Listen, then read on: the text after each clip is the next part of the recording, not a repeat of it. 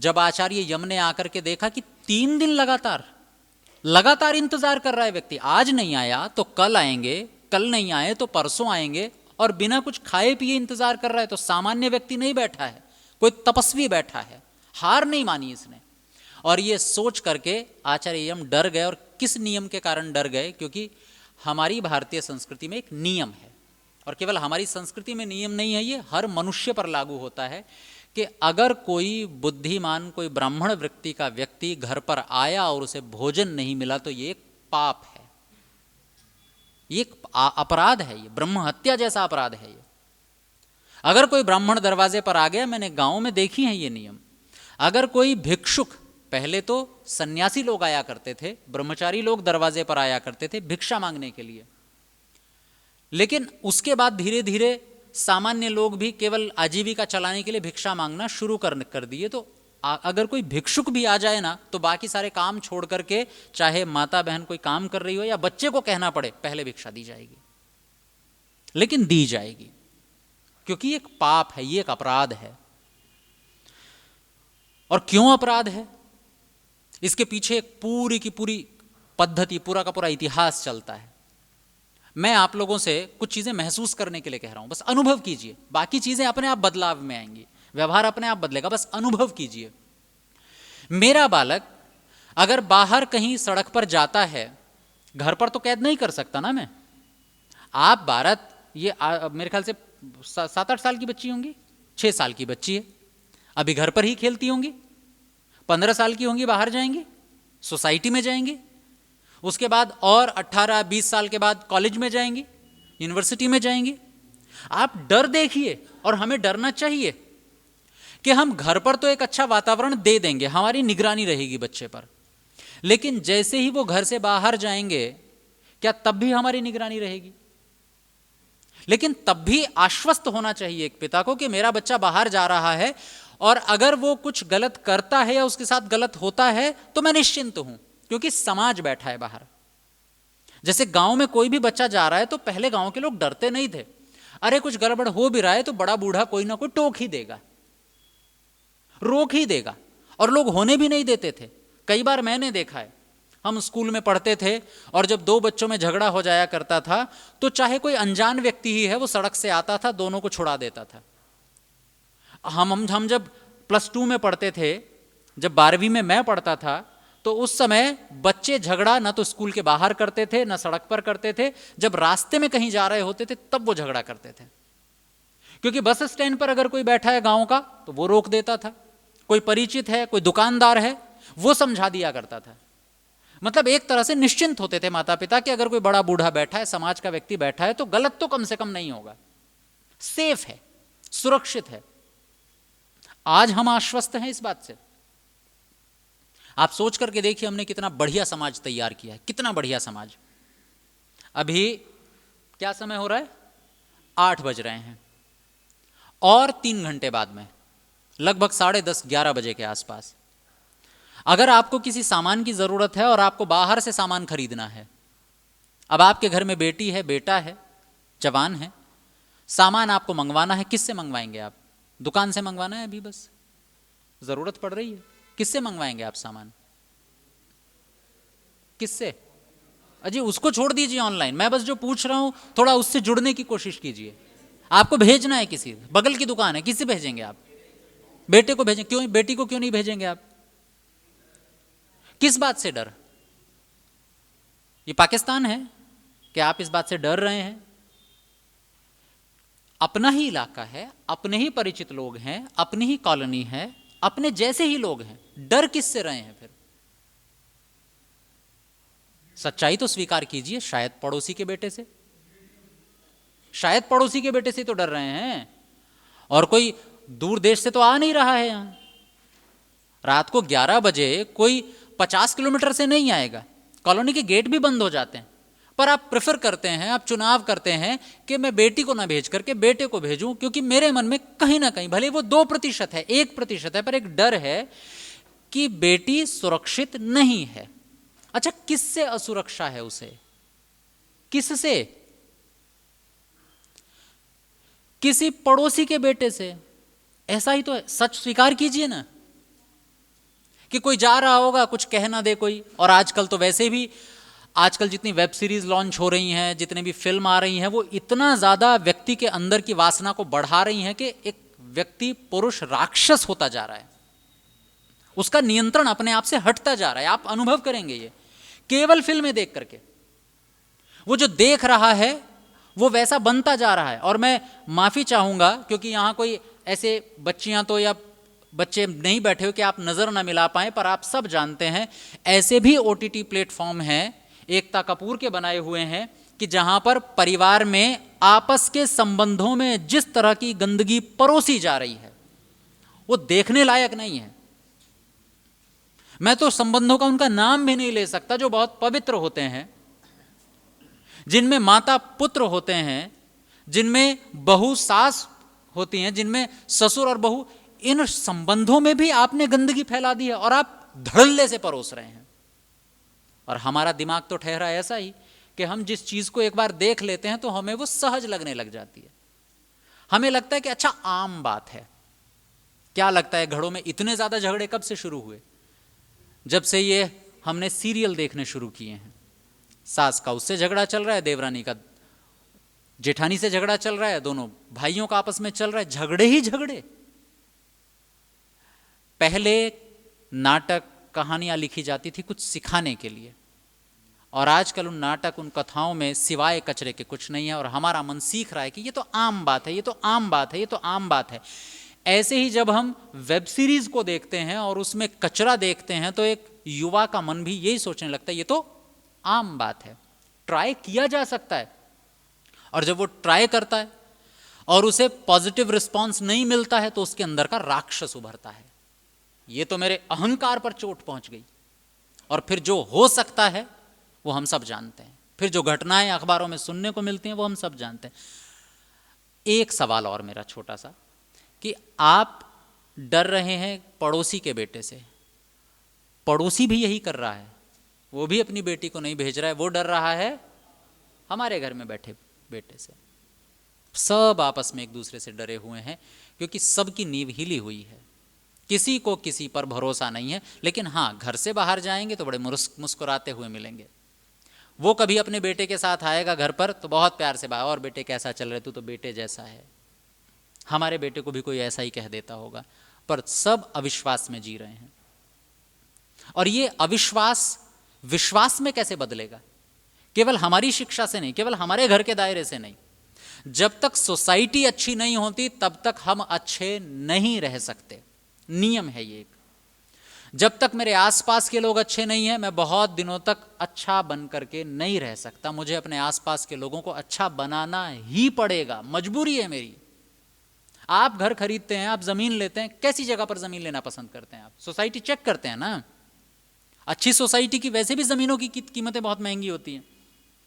आपको अगर देखना है कि चीजें अच्छी और बुरी कैसी हैं तो आप रियल एस्टेट में चेक कर सकते हैं। रियल एस्टेट का मार्केट में जिस जमीन की कीमतें महंगी हैं इसका मतलब वहां सोसाइटी थोड़ी सी अच्छी रहती है, और जहां सोसाइटी अच्छी नहीं है वहां की कीमतें कम होती हैं। मतलब इतना तो हमें भी समझ में आ जाना चाहिए ना, इतने पागल तो हम नहीं हैं कि सोसाइटी कितना महत्व रखती है, कितनी जरूरी है हमारे आसपास के लोगों का ठीक होना, अच्छा होना। मैं संभवतः शिवखेड़ा जी की घटना मैंने कभी आपको सुनाई हो जरूर, कि शिवखेड़ा जी एक बार कहीं भाषण दे रहे थे और उनसे लोगों ने पूछ लिया कि जी आप इतना लोगों को सिखाते हैं सच्चरित्रता के बारे में, नैतिकता के बारे में, अच्छे व्यवहार के बारे में, आपको क्या मिल जाएगा इससे? आपको मिलेगा क्या इससे? आप लोगों को नियम कानून आदर्श सिखाते हैं।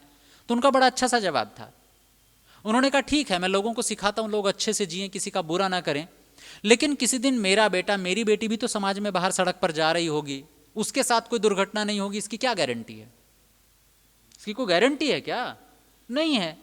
तो अगर मेरे आसपास का समाज अच्छा नहीं है तो मैं भी तो उससे प्रभावित होऊंगा किसी दिन। आग अगर पड़ोस में लगी है तो मेरे यहां भी लपटें पकड़ेंगी। इसलिए अपने आसपास को अच्छा बनाना जरूरी है। और इसके लिए एक नियम हमारे यहां होता था कि घर का बड़ा व्यक्ति जो बूढ़ा हो जाया करता था वो समाज में बाहर निकल जाया करता था। उसका काम होता था कि घर पर नहीं रहना, घर से बाहर निकलना है, घर से बाहर निकलना है, लोगों को जो सिखा सकते हैं वो सिखाना है, क्योंकि हमारे घर की बात तो हमें कोई सुनेगा नहीं। मेरा बेटा, मेरी बेटी, मेरी बहू, मेरी पत्नी तो मेरे भाषण सुनेगी नहीं। वो इसलिए नहीं सुनेगी क्योंकि 20 साल से सुनते आ रहे हैं, अब और कितना सुनेंगे। लेकिन हाँ, किसी दूसरे घर के लिए मैं नया व्यक्ति हूँ, मेरी बात वहाँ ध्यान से सुनी जाएगी। गाँव में कहावत है ना, घर का जोगी जोगना, आन गाँव का सिद्ध। घर में अगर कोई बुद्धिमान व्यक्ति रहता उसे कोई नहीं पूछता। मेरे घर में मुझे कोई नहीं पूछता। मैं घर जाता हूँ तो एक आम आदमी की तरह सुबह खाना मिल जाता है, शाम को खाना मिल जाता है, अपना पढ़ लेते हैं। कोई ऐसे पूछने थोड़ी आता है कि मेरी ये शंका है, इसका समाधान चाहिए। कहीं और जाते हैं आर्य समाजों में तो लोग आते हैं कि जी ये प्रश्न है, इसका उत्तर चाहिए। अपने घर में कोई कीमत थोड़ी होती है हमारी, क्योंकि हमें लगता है ये तो अपना ही है, ये तो 24 घंटे का व्यक्ति है, इसे क्या भाव देने। भाव हमें कहाँ मिलते हैं? जहाँ हम नई जगह जाते हैं। ये मानसिकता, मनोविज्ञान है। ये मनोविज्ञान है कि एक व्यक्ति इस घर का निकल करके बाहरी दूसरे घरों में जाए, वहां उसकी बात सुनी जाएगी, क्योंकि जरूरी बात है। वही जरूरी बात उसकी अपने घर पर नहीं सुनी जाएगी, और हमारे घर में किसी पड़ोसी की बात सुनी जाएगी। ये कोई अच्छाई या बुराई नहीं है, बस है, हम ऐसे ही हैं। तो हर व्यक्ति का बड़ा व्यक्ति, हर घर का बड़ा व्यक्ति बाहर निकल जाया करता था और सब घरों को अपना थोड़ा थोड़ा उपदेश देते हुए आगे बढ़ता रहता था। पर उसके लिए जरूरत थी 2 चीजों की। पहला, जिस घर में जाए उसे भोजन मिले समय पर, पूछा ना जाए, बस भोजन लगा दिया जाए जब वो घर जाए। और दूसरा, थोड़ी सी दक्षिणा, ताकि अगले किराए का प्रबंध हो जाए, कपड़े आदि का ठीक सी व्यवस्था हो जाए। बस ये 2 चीजें चाहिए होती हैं उसको। और अगर ये 2 चीजें समाज में टूट गई कि कोई अतिथि, कोई सन्यासी, कोई उपदेशक चलता हुआ घर पर आया है, अब तो हम सभी पहले से तय कर लेते हैं कि किस कार्यक्रम में कौन व्यक्ति आएंगे, पहले से पता होता है। लेकिन सोचिए, अचानक कोई आ गया, हमारा पेशेंस लेवल कितना आ गया है कि अचानक से अगर कोई आ जाए तो रोटी बनाते हुए दम निकलता है और तुरंत एप्लीकेशन खोलते हैं और ऑनलाइन ऑर्डर कर लेते हैं। क्यों जी? वो आ रहा था, होटल तो उसको भी मिल रहे थे रास्ते में, खा सकता था ना। 150-200 रुपए में आसानी से पेट भर जाता उसका, इतने का ही आप मंगवाएंगे। उपदेशकों की एक जरूरत होती है घर का खाना। हमें लगता है हम बाहर से, क्योंकि कई बार होता है हम उत्सवों में जाते हैं तो 5 दिन 6 दिन रुकते हैं तो लगातार बाहर का भोजन आता है, लगातार बाहर का पैक होकर के भोजन आता है, आपके कमरे में पैक होकर के पहुंच जाएगा। और वो जो 5-6 दिन लगातार बाहर का भोजन खाते हैं, स्वास्थ्य बिगड़ता है उससे। हमें लगता है हम केवल 3 दिन खिला रहे हैं, अरे उसे आगे भी 3 उसे ऐसा ही करना है आगे तक। इसलिए जरूरी है कि घर का बना हुआ भोजन मिले। हमारा धैर्य नहीं है कि हम घर में तत्काल किसी के लिए गर्म भोजन बनाने की हिम्मत रखते हों, होनी चाहिए। इसलिए पहला नियम बनाइए घर पर, कोई भी अतिथि, कोई भी विद्वान, कोई भी उपदेशक अगर बिना किसी सूचना के भी आ गया तो तत्काल उसे सबसे पहले भोजन मिलना चाहिए गर्म। ये जिम्मेदारी है गृहस्थियों की। और ये अगर नियम टूटा तो अतिथि विद्वान घर पर आना बंद हो जाएंगे। और अगर अतिथि विद्वान घर पर आना बंद हो गए तो हमारे घर में जो उपदेश मिल रहे थे, बच्चों को जो अच्छी शिक्षाएं मिल रही थी, वो मिलनी बंद हो जाएंगी। और अगर वो मिलनी बंद हो गई तो एक डर का माहौल पैदा होगा, जिसकी मैं अभी बात कर रहा था। आप दूसरे के बच्चों से डरेंगे, दूसरा आपके बच्चों से डरेगा, क्योंकि किसी को कुछ सीखने को नहीं मिल रहा है। आपको कितने सन्यासी मिलते हैं जी बाहर घूमते हुए भी? और पहले बिना सन्यासी को खाना खिलाए खाना खाने की अनुमति नहीं थी। आचार्य यम यूं ही थोड़ी डर गए उससे, नियम टूट गया है एक बहुत बड़ा। बिना खाए एक ब्राह्मण बच्चा दरवाजे पर बैठा हुआ है, नियम टूट गया है। और नियम टूट गया तो हम उस नियम को देख रहे हैं कि कोई सड़क पर ऐसा नहीं है कि हम भरोसा कर लें कोई सिखाने वाला हो हमें, कोई नहीं, एक सिंगल पर्सन नहीं मिलेगा आपको। और अगर आपका झगड़ा हो भी जाए तो कोई जबरदस्ती अपनी टांग नहीं फंसाएगा। हमने अभी 4 साल पहले वीडियो देखी है, दिल्ली की ही वीडियो है। एक लड़का एक लड़की को मार रहा है, पीट रहा है, और दिखाई दे रहा है कि एक वीडियो बना रहा है और पीछे और मोबाइल खोले खड़ा है। धिक्कार है ऐसे लोगों पर, धिक्कार है ऐसे समाज पर के पीट नहीं रहा है, वो जान से मार रहा है उसे, और लोग केवल खड़े देख रहे हैं मूक दर्शक होकर के। यहां हम समाज को ले आए हैं। क्या लगता है कि वो लड़की हमारे परिवार की नहीं हो सकती किसी दिन? बिल्कुल हो सकती है। हमें तो घटनाएं बड़ी आसान लगती हैं। हमें तो लगता है हो गया, होता रहता है। अखबार में रोज कोई खबर आती रहती है, कभी किसी बच्चे की, कभी किसी बच्ची की, कभी किसी और की, किसी ने संभाला नहीं। हो सकता है कि, मैं क्षमा चाहता हूं, मैं आपके मन में वो भाव नहीं पैदा करना चाहता, पर हो सकता है उस बच्ची के पिता के रूप में किसी दिन मेरा नाम लिखा हो। आप सोच कर देखिए, अब अंदर से कांप जाएंगे हम। अरे कोई गारंटी थोड़ी ही है। तब हमें रोएंगे, चिल्लाएंगे, अरे कोई तो होता जो रोक लेता उसको। ये सारे के सारे नपुंसक खड़े हैं। उस दिन मन में आएगा भाव, वैसे नहीं आता। वैसे तो वीडियोज हैं, एक ये भी देख ली, चलो दिन में 50 देखते हैं, 51 भी एक और देख ली, 2 दिन चर्चा कर ली इस पर, थोड़ा सा शोक जता लिया और फिर आगे बढ़ गए। होता रहता है ये, होता रहता नहीं, ये हमने तोड़ा है एक नियम को। हमने विद्वानों को घर पे भोजन देना बंद किया, अतिथि सेवा बंद की, विद्वान बनना बंद हुए, घरों में आना बंद हो गए। पहले आरएसएस के प्रचारक ऐसे ही होते थे, आर्य समाज के भी ऐसे ही होते थे कि प्रचारक अगर गया है, दोपहर को गया है, तो पूछना नहीं खाना खाओगे क्या, बिना कहे ला कर रख देना है बस। वो भूखा चलते हुए आया है, वो बोलेगा नहीं अपनी तरफ से। आचार्य यम भी डर गए, नियम टूट गया है। एक ब्राह्मण बच्चा बिना खाए मेरे घर पर रह गया, और 3 दिन रह गया। एक दिन का एक पाप, दूसरे दिन का दूसरा पाप, और तीसरे दिन का तीसरा पाप। और इस पाप का प्रायश्चित्त कैसे हो? इसका एक ही तरीका है कि 3 वर दे देता हूं। 3 वर, एक दिन के पाप का 1 वर। अगर सोचिए हमें वर देना पड़े किसी को, कितने वर देने पड़ेंगे? 365 दिनों में हमने कितने दिन किसी विद्वान को भोजन खिला करके भोजन खाया है? शायद 20-30 दिन केवल, वो भी ज्यादा से ज्यादा बोल रहा हूं, मैक्सिमम बोल रहा हूं, जिनके यहां परंपरा है केवल उनके यहां, बाकी नहीं है। तो सोचिए हमें हजारों वर देने पड़ेंगे, तब जाकर के तो कहीं प्रायश्चित्त होगा, पर उनसे भी समाज थोड़ी बदलेगा। इतना सारा बोझ हम अपने सिर पर लेकर के घूम रहे हैं अभी। और मैं तो बड़ा कई बार अपनी परंपराओं पर गर्व करता हूं। हमें करना चाहिए और हो सके तो लौटा लेना चाहिए उन परंपराओं को। आजकल बड़े व्यक्ति समाज के लिए बोझ बन गए हैं, और समाज के लिए नहीं, सरकारों के लिए बोझ बन गए हैं। इसलिए क्योंकि प्रोडक्टिविटी तो उनसे कुछ हो नहीं रही है, भाई कुछ बना नहीं रहे हैं, किसी काम नहीं आ रहे हैं, बल्कि उन पर खर्च हो रहा है, उनकी चिकित्सा में खर्च हो रहा है, उनके देख रेख पर खर्च हो रहा है, उनके भोजन पर खर्च हो रहा है। समाज में उनका कोई योगदान नहीं है, 0, शून्य योगदान है उनका समाज में। तो सोचिए, एक तरफ आज की स्थिति है कि बड़े व्यक्ति समाज पर बोझ बने हुए हैं। एक वो स्थिति थी जब व्यक्ति वानप्रस्थी या सन्यासी हो जाता था, प्रोडक्टिविटी थी। आज काउंसलिंग बढ़ रही है लगातार, काउंसलर एक जॉब बन गई है आज। आप महसूस करते होंगे कि इतना तो अध्यापक भी चार्ज नहीं करते हैं जितना काउंसलर चार्ज करते हैं। कि पति पत्नी के बीच में अगर झगड़ा है, या कोई व्यक्ति अपने व्यवसाय को लेकर के मानसिक तनाव में है, तो उसको काउंसलिंग कराई जाती है। या किसी के साथ कोई बड़ी दुर्घटना हो गई, बच्ची के साथ में मानसिक रूप से व्यक्ति अवसाद में जाता है, तो काउंसलिंग कराई जाती है, और उसकी बहुत चार्ज देना पड़ता है हमें।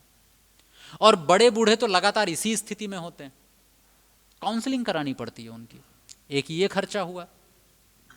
सोचिए ये काउंसलिंग अगर आपको फ्री में मिले तो, निशुल्क मिले तो, और आप श्रद्धा से लें तो, वहां तो पेमेंट दे रहे हैं तो फिर भी श्रद्धा नहीं होती है, बस होता है कि हम चार्ज कर रहे हैं और ये हमें कुछ बता दे। सोचिए श्रद्धा से अगर हमें कोई काउंसलिंग मिले तो, हम बड़ा दत्त चित्त होकर किसी की बात को सुने तो, फ्री में। और वो कब सुनेंगे? जब एक सन्यासी हमारे घर पर आएगा। और मैं बहुत जिम्मेदारी से एक बात कहता हूं, कुछ चीजें न ही पता हो तो ज्यादा अच्छा है। एक सन्यासी जो पता नहीं किस घर का व्यक्ति है, किस गांव का व्यक्ति है, चल कर आया है, आर्य समाज से जुड़ा है, तो थोड़ा भरोसे की चीज़ है कि हाँ दयानंद को मानता है। तो बहुत ज़्यादा डिटेल में मत जाइएगा कि इसका इतिहास क्या रहा है, बस किसी संस्था की तरफ से आया है, न जानने पर ही श्रद्धा बनती है। जब हम बहुत ज़्यादा जानने की कोशिश करते हैं तो श्रद्धा उतनी उतनी गिरती चली जाती है और फिर हम सीखते नहीं हैं। इसलिए अपरिचित व्यक्ति जब घर पर आए, सौभाग्य समझिए कि अब वो आया है, तो सब लोग अपने मनमुटाव भूल करके आपस में एक साथ जुड़ेंगे, बैठेंगे। कम से कम एक दिन तो घर का झगड़ा बंद रहेगा, बाकी दिन भले ही हो रहा हो, पर अतिथि के आते ही झगड़ा बंद। और आधे घंटे के लिए भी झगड़ा बंद हो जाए ना, तो दिमाग से भी सारी चीज़ें खत्म हो जाती हैं, आधे घंटे में खत्म हो जाती हैं। बहुत बड़ी उपलब्धि होती है कि अतिथि हमारे यहाँ आए, परंपरा न तोड़ी जाए। आचार्य यम डर गए तो हमें तो ज़्यादा डरने की ज़रूरत है। तो बनाइए इस परंपरा को। घर पे नहीं आ पा रहे हैं तो आप संस्थाओं में कभी कभी चले जाया करें, बच्चों को साथ ले करके।